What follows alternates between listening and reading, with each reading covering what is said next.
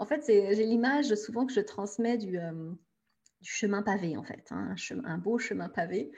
Un jour, j'ai dit dans une formation, ça m'a fait beaucoup rire, je leur ai dit, en fait, vous avez l'impression que vos erreurs, c'est la crotte de chien au milieu du, du chemin. Donc, il faut absolument éviter les erreurs. Oh là là, mon Dieu, je slalome. Alors qu'en fait, pas du tout. En fait, vos erreurs ne sont pas la crotte de chien. Vos erreurs, c'est les pavés qui constituent le chemin, en fait. Vous devez juste accepter d'avancer sur chacune des erreurs. Et c'est comme ça.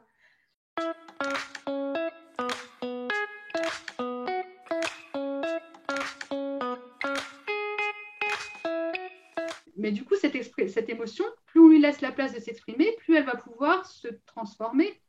Tandis que si on la contient, si on essaie de lui dire non, il ne faut pas, ou alors allez, on la met sous le tapis, ou elle est pas légitime, cette émotion, peut-être qu'à court terme, ça, on a l'impression qu'on a évité un truc horrible, mais à long terme, ça ne va pas du tout. Ça se détériore, il y a des non-dits, il y a de la gêne, il y a de l'insécurité. À force de vivre des expériences comme ça, qu'on devient plus à l'aise et qu'on met un climat de classe qui est extraordinaire. Moi, je me pince à chaque fois. J'ai déjà mis ça en place. Pour le coup, c'était avec des primaires ou avec des adolescents. Et, euh, et à chaque fois, je me pince tellement c'est incroyable ce que ça apporte.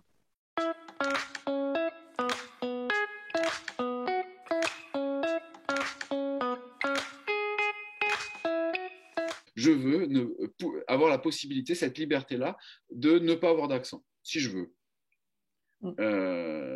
Et c'est vrai que c'est important. Et c'est étrange parce qu'on peut complètement comprendre. Enfin, ça paraît évident. Ah oui, je veux pouvoir écrire sans faire de faute. Ah oui, pas de problème. Je veux pouvoir parler sans accent. Ah, c'est bizarre comme.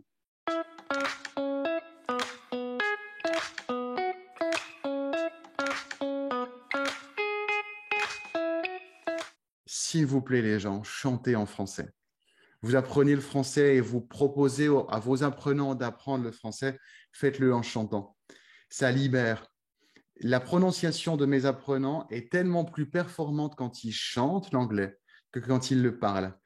Mais quand tu fais chanter tes apprenants, ils se mettent à bénéficier de l'appui rythmique, de l'appui des inflexions mélodiques.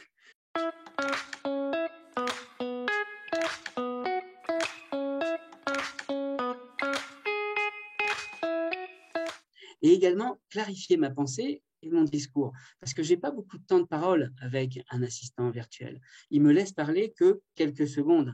Et si je dis Alexa, s'il te plaît, trouve le... et là, Alexa va me répondre. Alors, Alexa, tais-toi. Alexa, tais-toi. Bon, elle ne va pas comprendre ce que j'ai dit.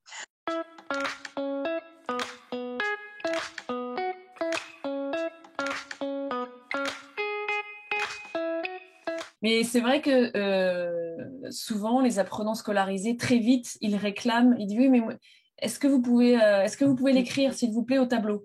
Et c'est dur de reculer ce moment. Oui. Moi, j'essaye, mais c'est assez dur parce que ça les stresse et c'est des habitudes scolaires, en fait. Pour eux, il faut prendre des notes. Et parce que aussi, ils ont pas cette mémoire. Et bon, avec des personnes analphabètes, de toute façon, ils vont pas réclamer de l'écrire, ils vont pas pouvoir. Et ils sont habitués de toute façon à mémoriser.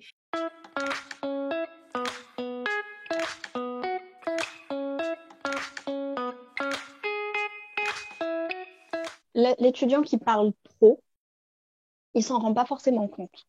Quelqu'un qui se rend pas compte, c'est souvent quelqu'un qui est emballé par ce qu'il dit. Donc si je le coupe, si je le freine, oh, et moi j'étais en train de dire un truc, c'était important pour moi, puis j'avais vraiment envie de le dire, puis j'étais contente, puis je parlais bien, puis donc je le prends, je lui coupe la parole par excès d'enthousiasme pour ce qu'il dit.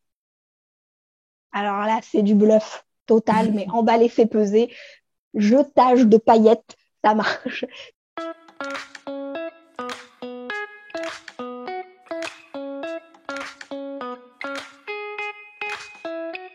Là, il le présente, je vais 1, 2, 3, clic, et là, tu as quelque chose qui se passe, il se place. Et là, nous, on regarde. OK, nous, on est assis là, puis on regarde. OK, oh, OK. Alors, je vais dire, OK, maintenant, 1, 2, 3, clic. Il se place, il change de position et il se place pendant l'incident. Alors, je peux dire accident, mais je leur ai dit d'avance, je ne veux pas un accident de voiture, c'est trop évident. Alors, je veux un autre type d'accident ou un incident quelconque. OK, il se place. Ensuite, nous, on regarde. Oh, OK. Et ensuite, 1, 2, 3, clic. Et là, c'est la résolution.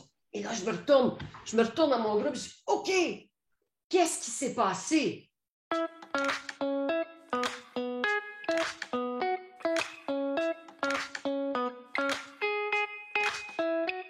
Donc là, on a une petite pression, c'est un jeu sous pression.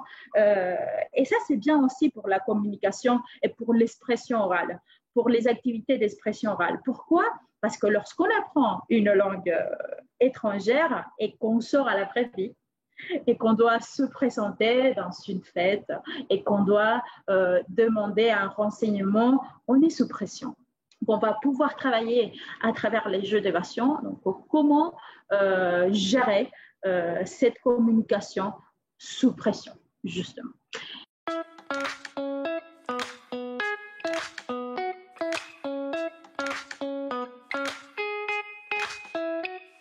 Une récompense que je donne souvent, c'est vous allez être applaudi pendant 10 secondes par vos camarades. Donc, même en ligne, pendant 10 secondes, on fait comme ça, ou en présentiel, on applaudit. Et une fois, un de mes étudiants a pleuré après. Et je lui ai demandé ce qui s'était passé. Il avait une quarantaine d'années. Il m'a dit, jamais dans la vie, on ne m'avait applaudi. C'est la première fois où un groupe entier m'applaudit. Ça fait tellement du bien. Je suis émue.